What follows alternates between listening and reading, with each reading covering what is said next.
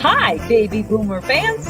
We are Jackie and Janine, the Pfeiffer sisters, and love to talk about the 1950s, inviting you to reminisce with us as we explore experiences of that decade. We chronicle the distinct memories of our childhood in our book, While the Windmill Watched, a slice of rural America in the 1950s, which takes you on a notably historic journey through that often forgotten decade. We also want to hear about your experiences during the 1950s. We will feature guests whose special stories of that decade will bring to mind magical moments of reflection, some with tears, some with smiles, but above all, a good dose of laughter. We would like you to chat with us as we bring to mind the sights and sounds so familiar to that time in history. Grab your favorite malt or Green River. Make sure you are wide awake and get ready to be inspired about the 1950s. Welcome to the 1950s Fun Chat. Hello, folks. You might notice something a little different this time in our recording process because Jackie and I are together, which is so unusual considering she lives miles from me and where the show is produced. But she's visiting, and so we're recording this Fun Chat today in my location. And not only are we going to record this Fun Chat, but we'll have one other that we record too from this location.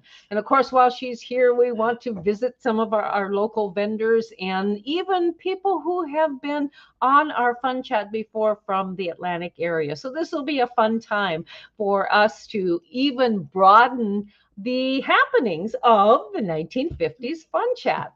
Jackie, before we get started to introduce our guest today, tell us about this program that we do in the Fun Chat and our book, and let's go from there. Well, I'll just start by saying, please do peruse your screen, viewers, and note at the bottom the purple banner, and running across the bottom is www.whilethewindmillwatch.com. That's our website. So please go to that to get some more information about the Fun Chat, about the book, about where it can be purchased, and about the sisters. Also, look in the upper right-hand corner of your screen. You'll see a beautiful North Dakota sunset on the picture, pictured on the front of our book. It wraps around to the back, and it is an actual North Dakota sunset. You'll have to look inside the book to see where its source is. Mm-hmm. Anyway, you'll also notice the windmill, and also notice the two little girls silhouetted on the front. And after you read the book, you'll figure out what the meaning of the windmill has to do with our book. Yes. And who are those two little girls? Those two little girls are Jackie and Janine. Us! I am the older one, the taller one. Yes. And Janine is the younger one. Yes, yes. And you'll also notice a little white dot on the lower right-hand corner. That indicates that we are so proud to announce that we have recently won an award. The independent booksellers of the United States and actually the world have dubbed our book a favorite in the regional area. Now that means that we wrote a book about a region and these people thought it was their favorite. Yes. So we're not going to argue with that. And those judges were from all over the world. They were, and so were the entries. Yes, and all different genres of judges, from librarians to authors to booksellers to beyond. Lecturers, teachers. It's quite a deal, Jackie. It is, and we're very honored. Yes. But tell us about today's guest. I will, but just about to do that. Okay. He was our guest, born Herman Gustav Mueller III in 1947, is our guest today, but he soon got the name Butch as a baby. This stuck with him until he attended college at North Dakota State University, when his fraternity brothers dubbed him Gus, a shortened version of that middle name, Gustav. He has been Gus ever since. Now, Gus was raised on a farmstead outside of Ryder, North Dakota. Ryder is a small town 40 miles west of Minot. After graduating from NDSU, he left North Dakota for 35 years, but he found his way back 15 years ago, and now he lives in Bismarck. Gus is an audiologist and currently wears many hats as a professor, an educator, an author, a workshop lecturer, and consultant to the hearing aid industry. The first 20 years of his career, he worked as an audiologist in the U.S. Army Medical Centers. So welcome, Gus. We're really glad to have you with us. And I am glad to be here. As you can just tell, I definitely fit the bill to be old enough to remember the 50s, or at least to have experienced them. So yeah, I'm excited for our chat. It's going to be fun. Well, and before we go any further, word on the street that both of you women are NDSU grads, and by the way, I live on an island. Technically, we're surrounded by water. I'm on the west side of Bismarck.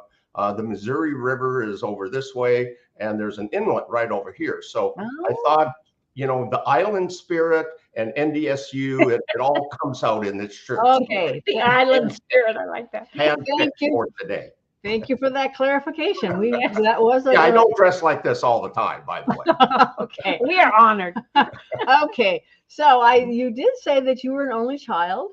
You grew up on a farm. So tell us about living as an only child on a farm. Does that mean there was a lot more work for you? That's a good question. And my parents were pretty kind relative to work. And I should say, technically I'm not an only child, but I grew up as an only child. I had two brothers, and one was 20 years older and one was 21 years older, and they were long gone by the time I was born. So it was the equivalent of being an only child, because they were in the military and I rarely saw them. But when I think back on it, it's like, what did I do all the time, and how did I entertain myself? And I was thinking about this conversation back to what did I do? And when I was in the early 50s, when I was younger, I would spend all my time outside in the summers. And what I mostly did was strain dirt. Yes, that's true. Strain dirt. I would take butternut coffee cans. People from the 50s would know, but if the 1 pound can is about like this, and turn it over and pound little holes in the bottom. And then I would go to various places on the farm and collect dirt and strain it. And it would come out very fine. And then I would put it into various glass bottles and jars that my mom gave me. And I stored it in this little old shed that I called my playhouse, which is pretty sick. I got one little side story on that. My nephew now lives on the farm, and he burned down my little playhouse. And yes, he did. It was falling down. I deserved to be burned down. Anyway, he put in rows of trees, and he cultivated all the land, as you might expect, before he put the trees in. I was out there about 10 years ago showing my wife where my old playhouse used to be, and we saw something sparkling in the dirt. And what we found was this. Let me get this on camera. This actually was one of my bottles that I had filled with dirt, probably in 1953 or so. It sort of turned into cement, but I have it sitting in my office as a memory of my childhood. Pretty strange. I have a question. What was your goal in doing this?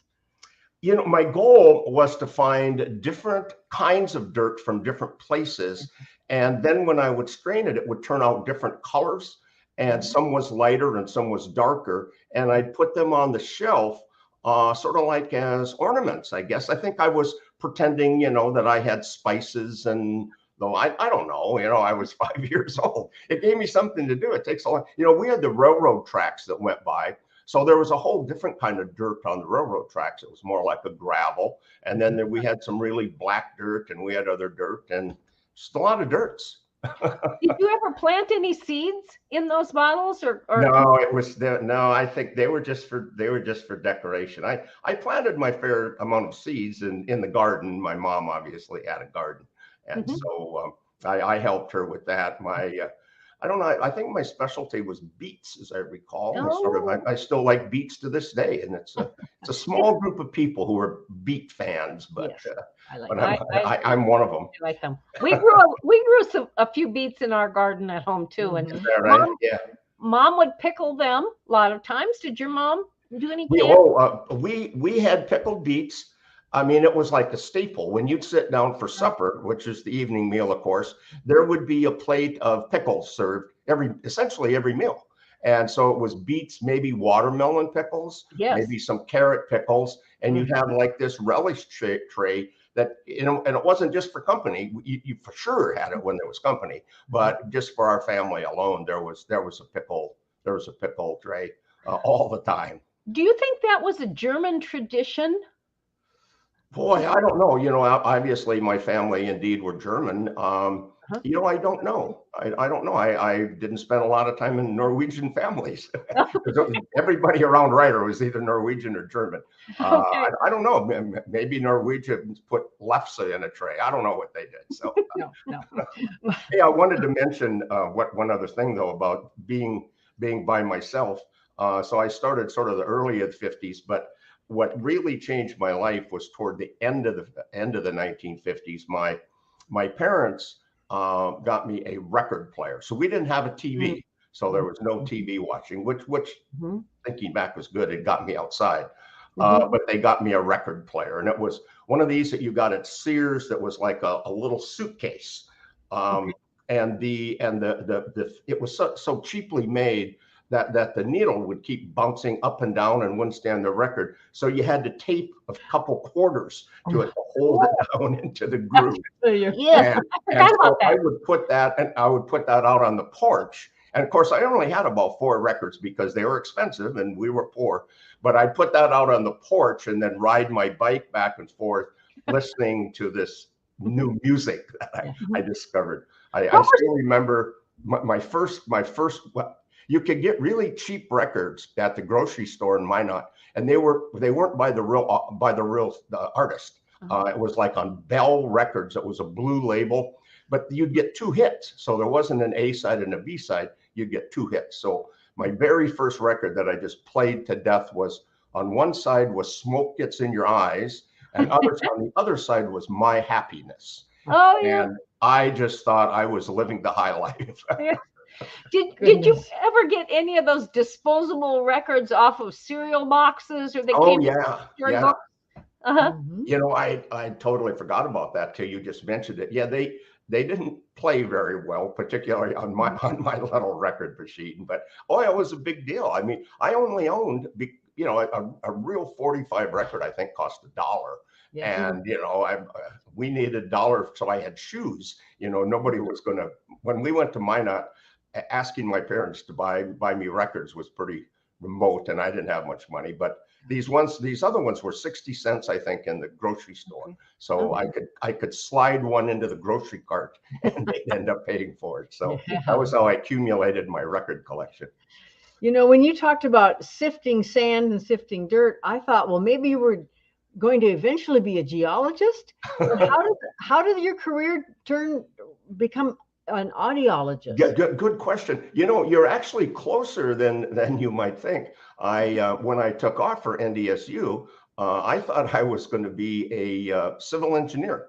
So you know, they deal with dirt every now and then, and because I sort of like trigonometry and geometry and all those kind of things, and I went. My class was so small that I actually thought that I was smart, because I was one of the best ones in the class, but there was only 12 of us. Anyway, I get down there, and what I hadn't encountered is, if you go into engineering, you also have to take things like physics, differential equations, chemistry, and I got called into the Dean of Engineering's office my sophomore year, and he said, Herman, I don't think engineering's got out for you. I think I had a 1.5 grade point average or something like that. And a fraternity brother of mine never studied. So I asked him what he was in, and he said he was in speech pathology. So I ran straight down and signed up, and that eventually took me to audiology. So it was an interesting route. Good. And had a little to do with dirt. But audiology is a pretty clean. We deal with earwax, but no dirt. No. That's cool though.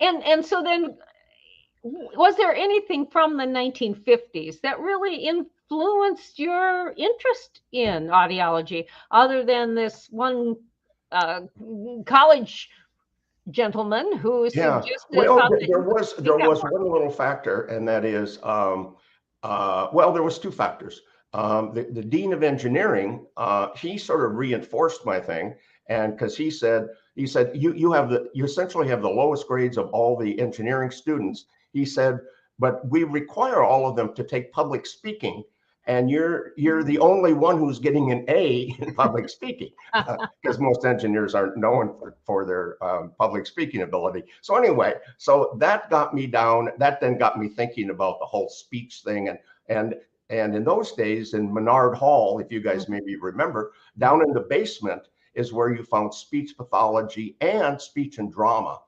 They were all mixed together. And I thought, well, maybe if I get over into that basement, something will click, and it did. Yeah. But it wasn't a particular class or anything like that. But then I started to enjoy the classes in speech and hearing, and I was working in a hospital. So, 3 days a week I was in a hospital. So that all sort of fit together too. You bet. Right. Well, and you never know how those things turn out. So. In the 1950s, you probably had many activities outside of the farm. As far as going into town, maybe having a good time with the guys. Did you have a car or did you have a pony? I'm actually sort of scared of horses, and we had them and we got rid of them when I was a first grader or so. And I should mention, for 3 months of the year we lived in town. In the 1950s, no. I would have been only 13 at the end of the 50s. I didn't get my first car till I was a junior in high school, which today people might think of that as early, but actually for my group, that was sort of late. A lot of people had cars prior to that. We had an old pickup truck that we used for taking gas out to the field. So by the time I was 13, I had a permit. You're supposed to have an adult with you, but nobody went by those rules. So I actually could take the old dirty gas pickup. It was a 52 Chevy, I believe. And I'd take that into town any chance I could sneak away.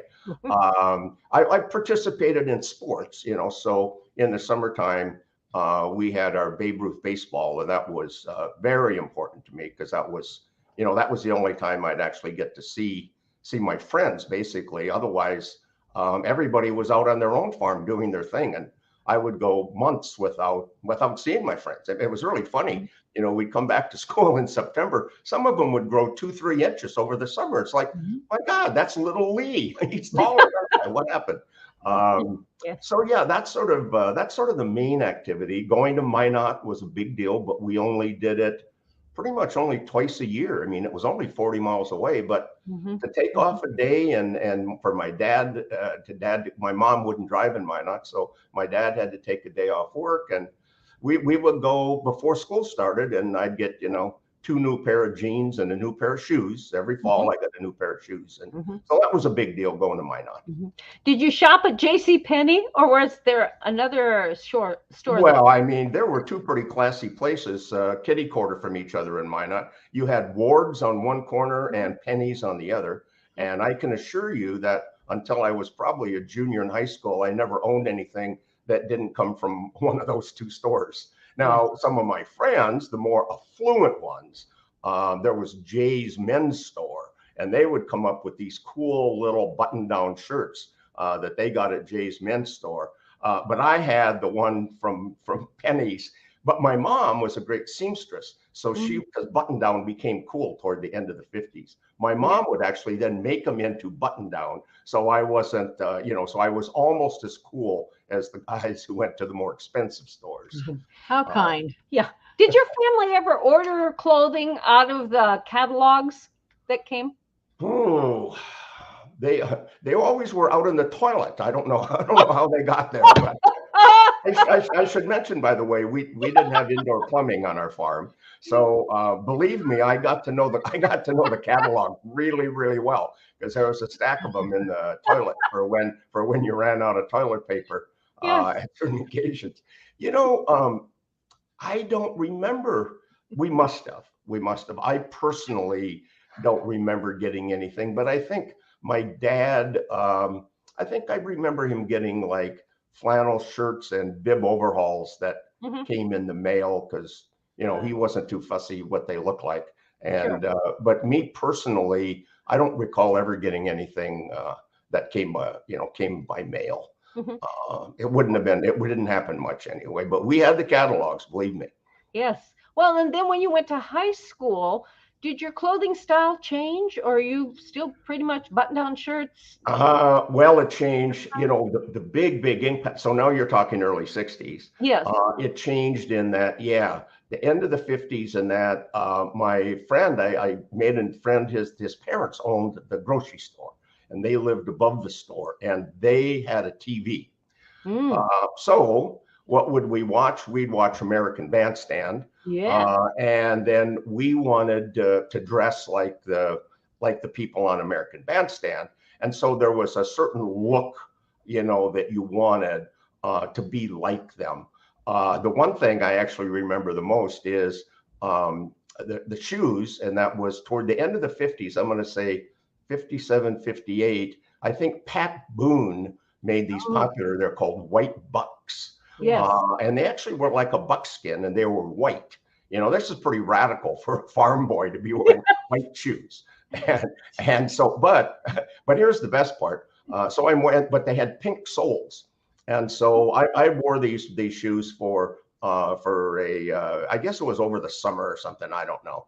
And I saw a high school kid that he had taken them and put in black shoelaces and painted the rim of the soles black. And I thought that was so cool. I went down in my basement on the farm and I got it all fit. And my mom didn't know I was doing this. She had done a big favor. I don't know how she saved the money to buy me these shoes. And I came back up and I was so proud. You know, I was probably, I don't know, 10 years old or 11 maybe. And I show her these shoes and look, Mom. And my mom said, that looks like blank. And it's the only time I had ever heard her swear was my white box that just pushed it right out of her. I guess she didn't like them at all. But the other kids thought they were cool. So well, in high school, jeans weren't worn, were they? No, we weren't allowed to wear blue jeans, but you could wear tan jeans. And the girls all had to wear dresses, as I recall. But the guys we could wear black jeans and we could wear tan jeans because they were considered sort of dress up. We just couldn't wear blue jeans. And so consequently, I don't even know that I owned blue jeans. I can't remember pictures of myself wearing blue jeans, but we could wear tan and black. In fact, that's what we wore all the time. Was one of those two. Yes. Well, I was just going to say, and entering your teen years, were there outstanding memories of the 50s? Yeah, there's, you know, so now I'm now 12. I think I can't remember the exact year, but well, first of all, I got a bicycle.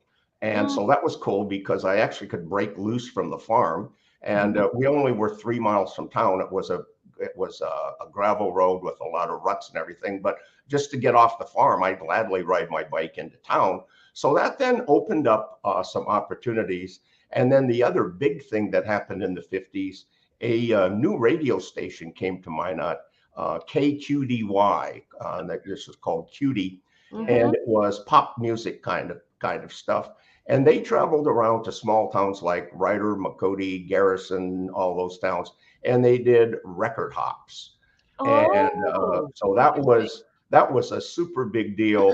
That was toward the end of the 50s, early 60s, when I was maybe 12 or so. And going to a record hop was because it was all the high school girls were there. And it was like, wow, what if I could dance with one of those? And I don't think sometimes for a joke, they'd come and ask my friend and I to dance. You know, I think they thought it was pretty funny that these little twerps were out there dancing. But I have to tell you, it was so meaningful for me. We had a little dance hall. It used to be the theater, and they cleared out all the seats. I can still remember where I was sitting when Cheryl Erb, who was 3 or 4 years older than I, came over and asked me to dance. It was toward the end of the record off. It was a slow one, thank goodness. And the song was Spanish Harlem.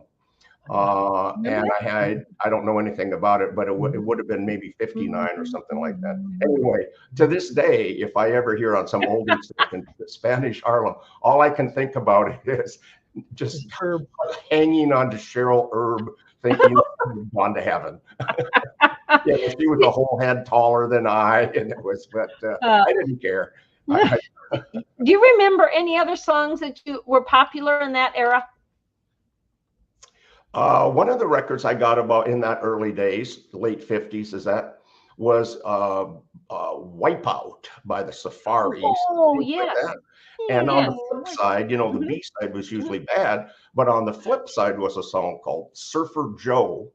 And down in Tahiti, where the surfers all go, there's a big bleach blondie called Surfer Joe. Oh, okay. Yep. And I think they're also where it seems like I'm remembering the Beach Boy songs maybe started to come out in the late 50s. I don't know. It sort of blends into the early 60s that's when I really, got more into music. But it was just sort of course, then the Beatles came along in 62 and that changed everything. But I still like now and then, there's a station on cable that's 1950s music. And now and then I know the Three Bells Are Ringing by the Browns, somewhere down in the valley, and it tells a story about Jimmy and his wife, Tom Dooley. Yes. Tom Dooley was popular about that time, I think. Yes. Hang down your head. That's the Kingston Trio. Do you remember the song "Kisses Sweeter Than Wine"? Yeah, I couldn't sing. I couldn't sing it though. Yeah. Who did that? When I was a young man and never been kissed, I got to thinking it over how much I had missed.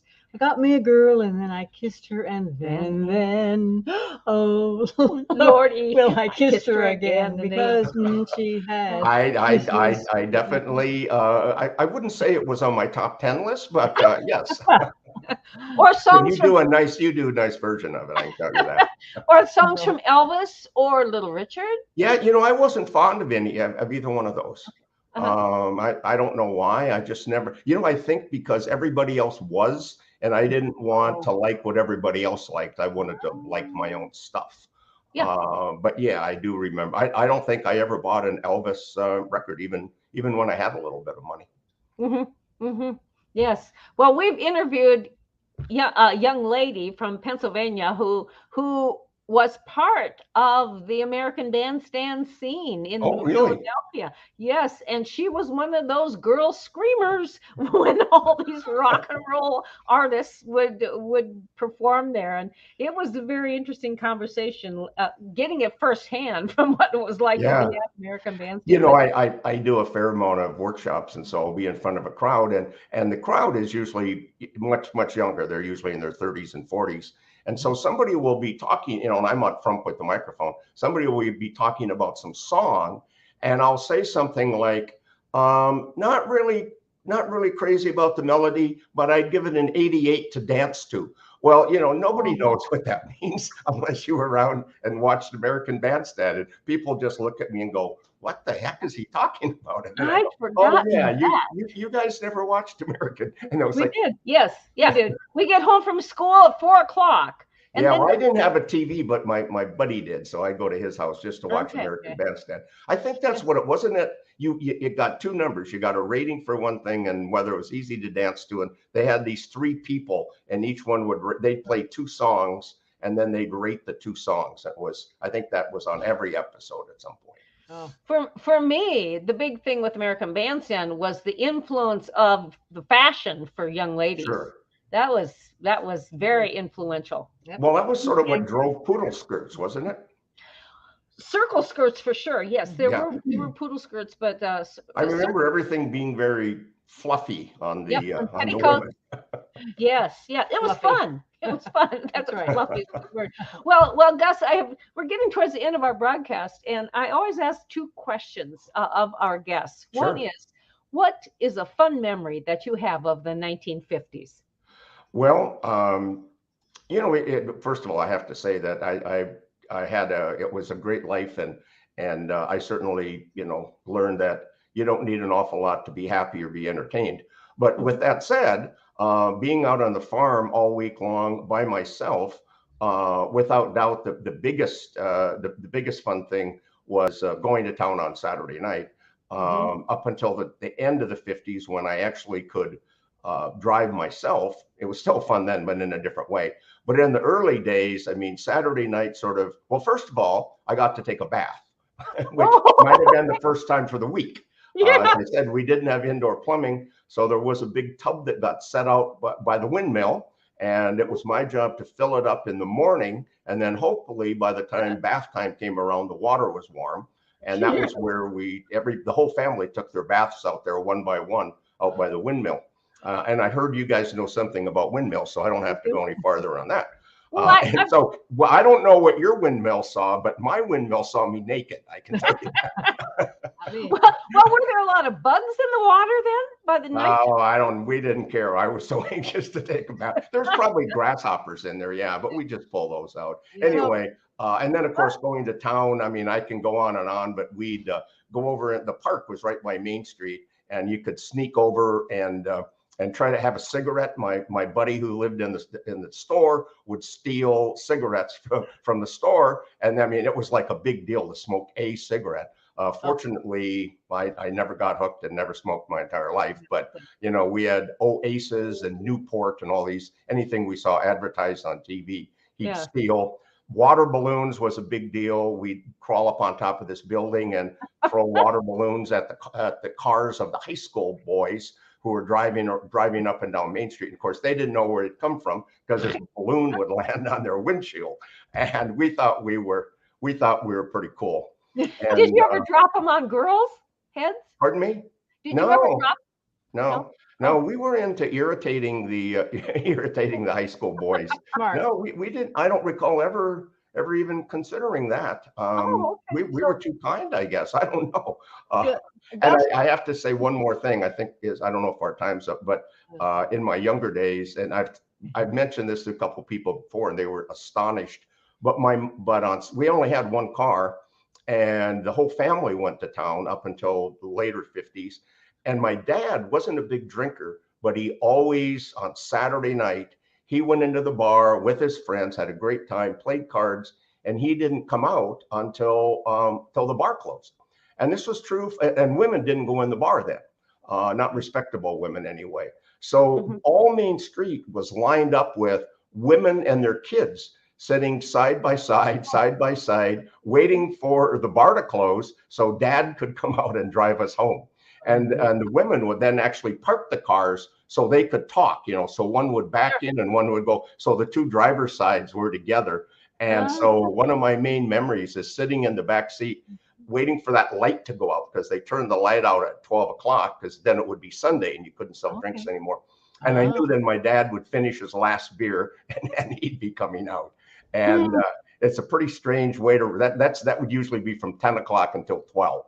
And then, people have said to me, well, why didn't your mom just drive home and leave them there? And I said, she was too nice. You didn't do that in those days. And we didn't have a second car. We had this dirty old pickup that we couldn't get in it in our Saturday night clothes. So we only really had one way to get to town and go back home. And it was a strange ending to Saturday night. She might have had the women might have had a lot of concern for their husbands getting home safely too. Right. Yeah, it was. I don't remember, because they probably were. My dad, I don't recall him ever really being drunk, but I remember one night when he missed the driveway, and I was thinking, you've been living here for 58 years. How could you not know where our driveway is? So maybe he had a little extra beer on that. Yes. It was dark. My last question is, what from the 1950s has influenced your adult life? Well, the one thing, I'll take two quick things. The one that influenced it, but this wouldn't necessarily have to be from the 50s, but it had to do with being in a very rural North Dakota town, is that I participated in everything. You know, I was on the annual staff, the editor. I was on the paper staff. I was in the school class plays. I was basketball starting five. I was the pitcher for the baseball team. I grew up thinking that I was pretty cool. I mean, I actually thought that I was good. I mean, it was a false sense of security, but it was a lot of self-confidence, which I think has helped me through the life. The other thing probably was by myself on the farm is it really, it forced me to be creative and develop a big imagination. I mean, I would walk through our trees and try to find sticks that looked like certain things. And I think that's helped me in my life. I think I've done things that are relatively creative, and I think probably that upbringing helped with that. And you know, along with the helps of my parents encouraging me. On a rainy day when I was bored, my mom would say, "Butch, sit down at the kitchen table and write me a story." And so that's what I would do. Cool. You know, and it wasn't Butch, go watch TV, because we didn't have one. Yeah. And so I think that probably in some kind of a way helped me throughout my career. Wonderful, wonderful. Well, folks, our guest today has been Bismarck, North Dakota audiologist, Mr. Gus Mueller, and his story about growing up near Ryder, North Dakota, just west of Minot, has been really fun to hear. He had, as every one of our guests has had very unique experiences of that time in the 50s in North Dakota, and really in the 50s on the farm. But you know, even folks who lived in an urban environment shared a lot of interesting stories and had to get along with in different ways than what this generation does. Yeah, so exactly. Yep. So next week, we will come back with another interesting chat related to the 1950s. And we sure hope you join us then. And please remember to, as you watch this, if you enjoyed this broadcast, please click the like button and do subscribe to our channel. We'd love to keep growing our channel. And not only that, but I think, don't you think, Jackie, that there are a lot of people out there who have friends, who have relatives who would really enjoy knowing about our YouTube channel, the 1950s Fun Chat, because we do have a lot of fun times here talking about the 50s. And you sing too. They're singing. Yes, we try. That's an added bonus. I wasn't even counting on that. Okay.